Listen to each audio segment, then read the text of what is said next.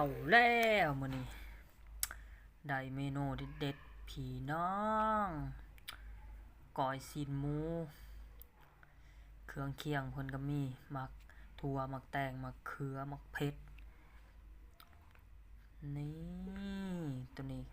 แกงซีนหมูใส่หน่อไม้แห้งว่าซั่นแซ่บๆเลยมื้อนี้อันนี้ลาบหมูปลาพี่น้องจานนี้งามเป็นงามเลยว่ะโอ้ยคือสิแซ่บคักไหมได้กินแล้วติดใจแน่นอนพี่น้องลูกอยู่ทางข้างนี่ก็เป่าปรูดอยู่นี่มะเขือเฮาน้อยใหญ่ๆเป่งๆเลยสีนหมูนี่กับขาวจกพวกเลยพี่น้องเบิ่งหมกแตงนี่เป็นตาแซ่บคักนี่ใบคิงเฮา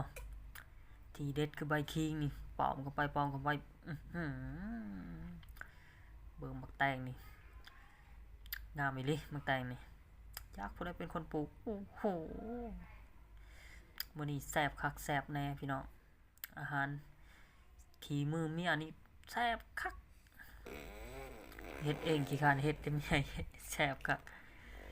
แซ่บๆนำกันเด้อพี่น้องเด้อ